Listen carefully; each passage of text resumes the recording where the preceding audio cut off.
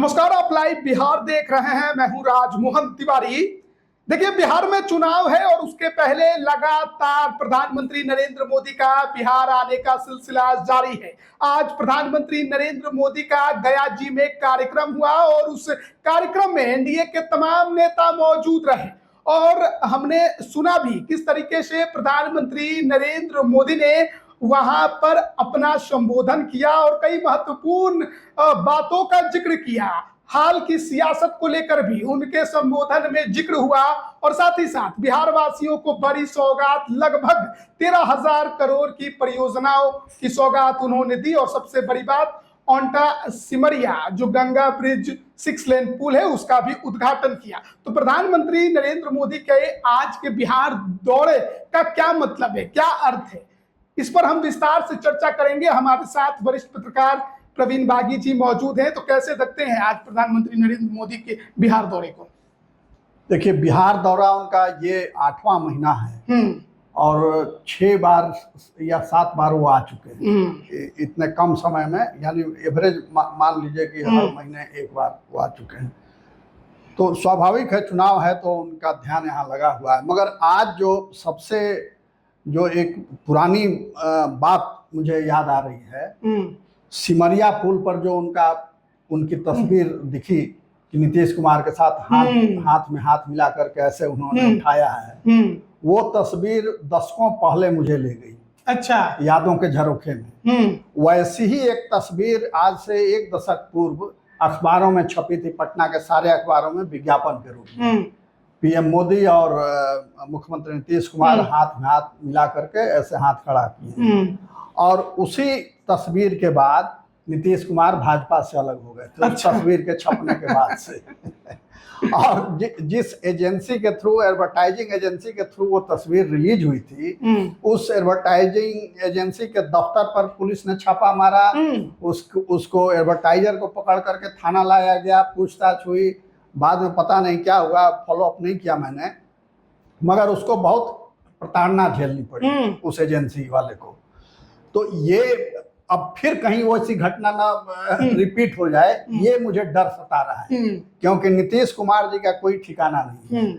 और आज बोध गया में जो मंच पर वो प्रधानमंत्री से बहुत बातचीत करते दिखे, तो बाल भी अपना सहला रहे थे, चेहरा थोड़ा सा साफ कर रहे थे और उनसे बहुत बात करते। प्रधानमंत्री भी बहुत रुचि लेके बात कर रहे थे।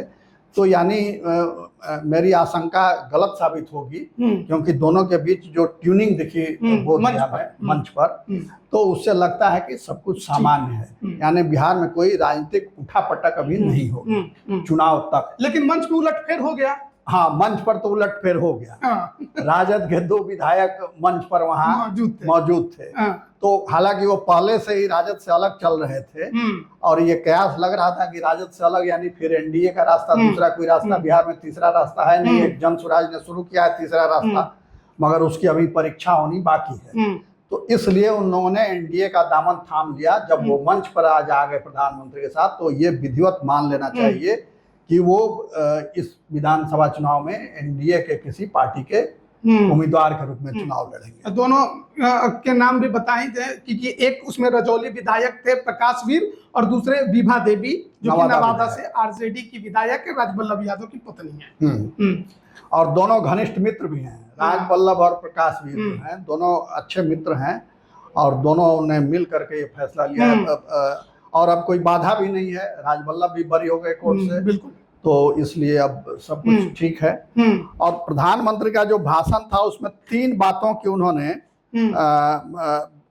चर्चा की। फोकस उनका 3 मुद्दों पर था। एक भ्रष्टाचार, दूसरा बिहार का अंधेरा राज और अभी विकास की गति, और तीसरा घुसपैठ का मामला। ये 3 मुद्दे उन्होंने प्रमुखता से उठाए और इसके उदाहरण भी दिए।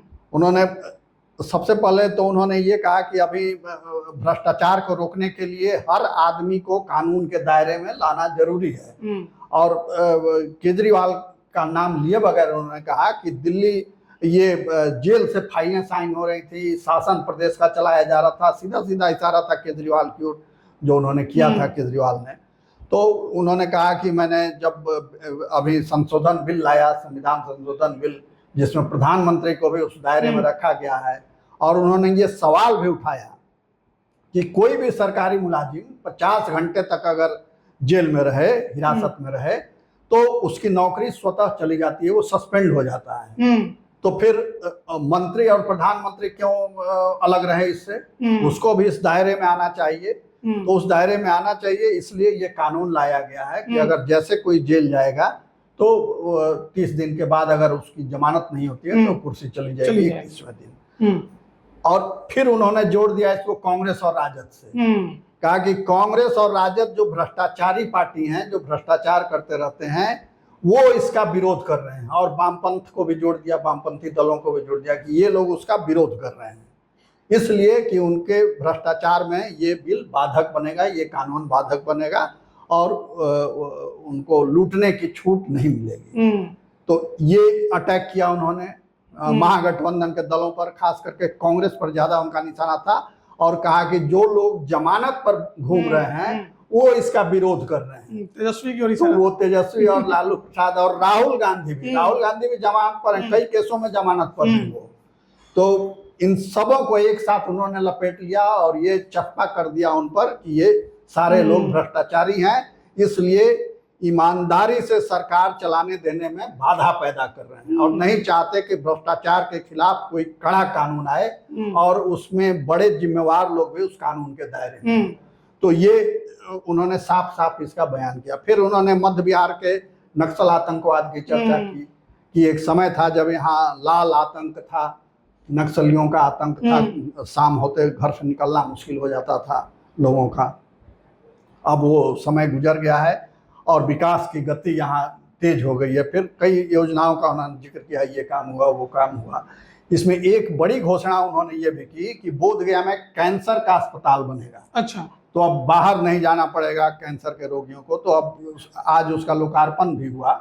तो लोकार्पण नहीं, आज शिलान्यास हुआ। तो अब 4-5 साल लगेगा उसको बनने में। तो ये उन्होंने किया। फिर घुसपैठ की भी चर्चा उन्होंने की कि जब उससे जोड़ दिया जो SIR हो रहा है, वोटर जिसके खिलाफ अभी यात्रा चल रही है। तो देखिए कैसे घुमा घुमा कर जो उन्होंने घेरा, सीधे अटैक नहीं किया, घुमा घुमा कर घेर के अटैक किया और उनको अपने चक्रव्यूह में फंसाया है। अब इस चक्रव्यूह को कैसे वो भेदेंगे महागठबंधन के नेता राहुल गांधी और तेजस्वी यादव, ये देखना पड़ेगा। तो उन्होंने कहा कि घुसपैठी आ रहे हैं, आपका अधिकार छीन रहे हैं, आपकी जमीन छीन रहे हैं, आपका खेत छीन रहे हैं, आपका नौकरी छीन रहे हैं और आपके लिए समस्याएं खड़ी कर रहे हैं। तो घुसपैठियों को रहना चाहिए यहाँ कि बाहर जाना चाहिए? भीड़ से उन्होंने पूछा, जनता से पूछा। स्वाभाविक है, लोगों ने जवाब दिया कि बिल्कुल नहीं, जवाब उनको बाहर जाना चाहिए। उन्होंने कहा कि मैं वही तो कर रहा हूँ, वही कर रहा हूँ, तो विरोध हो रहा है उसका। तो इस तरह से उस पर भी निशाने पर लिया इन लोगों को। तो ये चीज़ें उन्होंने ये की और फिर अपनी उपलब्धियां भी बताई कि प्रधानमंत्री आवास योजना के तहत कितने लोगों को घर दिया गया, बिहार में कितना दिया, गया जिले में 2 लाख से अधिक लोगों को प्रधानमंत्री आवास योजना का घर मिला। तो ये सब चीज़ें उन्होंने कही। और ये फिर ये कहा कि अंत में उन्होंने ये कहा कि बिहार आज डबल इंजन के वजह से तेजी से आगे बढ़ रहा है, मगर कांग्रेस और राजद की बुरी नज़र से इसको बचाना है, नहीं तो विकास की गति रुक जाएगी। तो ये सीधा सीधा लोगों को अपील थी कि आप चुनाव में वोट कीजिए, NDA को वोट कीजिए, नहीं तो जो विकास की गति एक बिहार में चल रही है, जो दावा प्रधानमंत्री कर रहे थे, वो गति रुक जाएगी। तो उन्होंने चुनावी रंग भी चढ़ा दिया इस पर अपने भाषण पर। अच्छा, एक और इसमें सवाल मैं लेने का सोच रहा हूं, क्योंकि अब देखिए, क्योंकि चुनाव बहुत नजदीक आ रहा है बिहार में और ऐसे में प्रधानमंत्री लगातार दौरे कर रहे हैं और कहीं ना कहीं ये भी कहा जा रहा है कि अलग अलग हिस्सों में प्रधानमंत्री की जनसभा को करके उन क्षेत्रों को साधने की तैयारी हो रही है। मगध का क्षेत्र, आज गया में जहां प्रधानमंत्री ने अपना संबोधन दिया, और मगध में पिछले चुनाव में हमने देखा कि NDA की बुरी हार हुई थी। जहां 26 सीटें मगध में हैं, वहां पर महज 6 सीटें NDA को जीत नसीब हुई। JDU का तो खाता नहीं खुला, 20 सीटों पर सीधे हार। तो इन सीटों पर कितना प्रभाव छोड़ पाएंगे प्रधानमंत्री नरेंद्र मोदी? तो 2 सीटें तो आ गई, हाँ। दो सीटें तो बैठक ठाले आ गई नवादा की। तो बाकी की जो 18 सीटें बची हुई हैं, लेकिन वो जो 2 सीटें आई उनको फिर से जीतना होगा। हाँ, उनको जीतना होगा। और जो राजवल्लभ जब बाहर आ गए तो फिर दिक्कत क्या है? जैसे अनंत सिंह बाहर रहते हैं तो या जेल में रहें कोई फर्क नहीं पड़ता है, वैसे राजवल्लभ की स्थिति वहाँ है, वो अंदर रहे बाहर रहे, वहाँ जीत होगी ही। तो वो दोनों मान लीजिए कि एनडीए के खाते में आ गई वो दोनों सीट।